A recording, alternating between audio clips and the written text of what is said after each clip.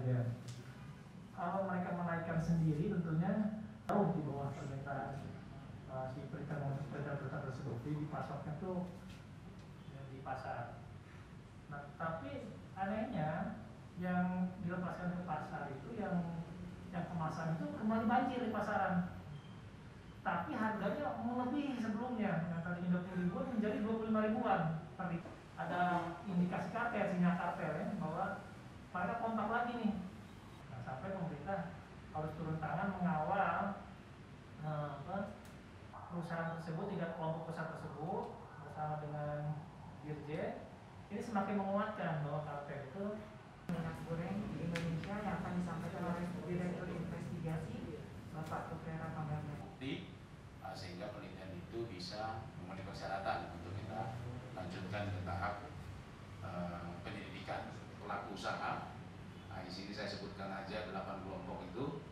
Yang pertama kelompok Sinasmas Group, tadi kurang lebih 70% pasar minyak goreng di domestik. Nah, ini dugaan targetnya pasal tanggal 26 Januari berlaku 1 Februari itu mulai merek-merek terkenal yang kita kenal hilang juga di pasar. Dari segi jumlah harga minyak goreng, artinya kalau harga CPO turun itu cukup besar juga mempengaruhi produksi. Ada periode di mana harga CPO stabil, pelapor yang kita duga juga turut berperan melakukan terkait dengan pengaturan produksi, pemasaran maupun terkait dengan penetapan harga dan terkait membatasi peredaran. Yang sang pengemasan ini yang membeli minyak goreng terus habis itu di repacking.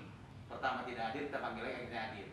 Nah, jadi kalau melihat data tadi, kenapa nanti kalau Bapak Ibu semua ngitung, menyerahkan ke penyidik, kita sudah lengkap data-datanya nanti bahwa dia masih kegiatan penyelidikan yang telah dilakukan oleh pusat.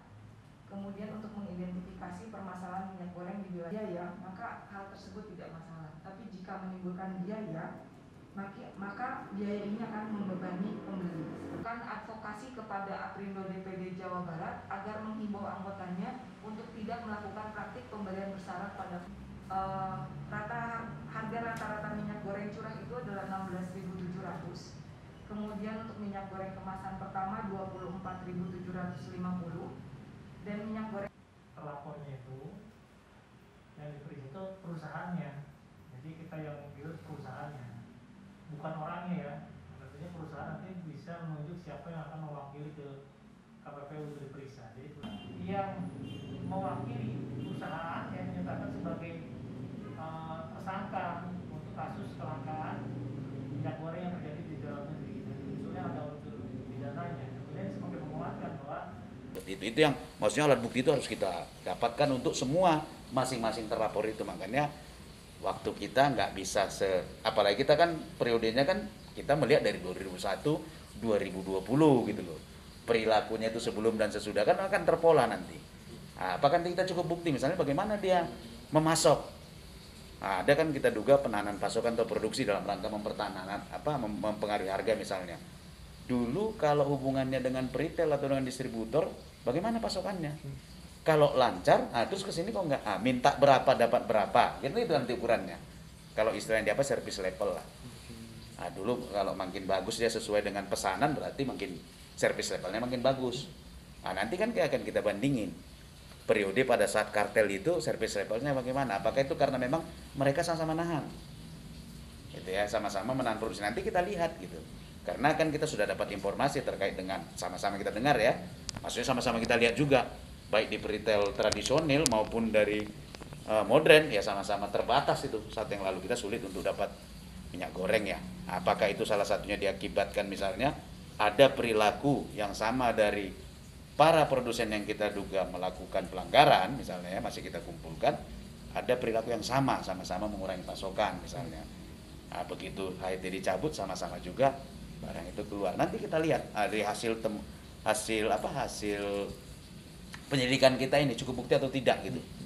Jadi kita itu akan menghitung pertama total dugaan kita produk marketnya minyak goreng ini yang dijual berapa volume, berapa harga nilai penjualannya dan berapa lama periode kartel itu. Nah, jadi ngitungnya dulu, ya kan? Jadi nilai penjualan sejak kartel itu terjadi, ya kan? berapa nilainya, berapa di selama periode nanti setelah dapat nilai penjualannya bisalah denda itu besarnya 10%. Tapi ada juga dikasih opsi 50% dari keuntungan bersih. Cuman dalam hal ini menyajikan laporan keuntungan bersih itu kan enggak dari laporan, kan kita bisa bayangin ya, satu pelaku usaha itu kan produsen ini kan memproduksi ini ada untuk semua ya, termasuk yang untuk ekspor, dia kan satu proses ya, dia harus bisa menyajikan memang terpisah yang untuk dalam negeri mana yang untuk ekspor, biar jangan angka ngambil 50% jangan terlalu besar misalnya. Kok ngambilnya dari keuntungan bersih itu kan situ ada penjualan ekspor misalnya, atau biaya-biayanya, itu kan biaya-biaya HPP yang untuk barang yang diekspor harusnya dikeluarin dong. Gitu. Ya, pada intinya terkait persoalan minyak goreng ini karena adanya pasar yang kurang sehat ya. Struktur pasar industri minyak goreng ini adalah cenderung oligopoli, di mana 8 kelompok usaha menguasai 70% pasar minyak goreng nasional. Nah, di mana yang 8 kelompok usaha ini juga mereka terintegrasi secara vertikal dengan hulunya. Jadi mereka semuanya memiliki perkebunan sawit. Nah, oleh karena itu yang terpenting adalah bagaimana cara agar struktur pasarnya ini diperbaiki. Jadi semakin banyak pelaku usaha atau produsen-produsen minyak goreng. Ini harus didorong misalnya pelaku-pelaku usaha yang skalanya UMKM. Namun demikian tentunya pemain-pemain baru kalau sudah ada kan harus ada jaminan pasokan bahan baku ya, CPO. Sementara CPO-nya juga dikuasai oleh pemain-pemain lama.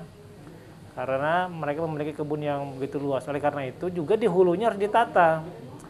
Jadi pemerintah kami menyarankan untuk melakukan pembatasan HGU perkebunan sawit per kelompok usaha.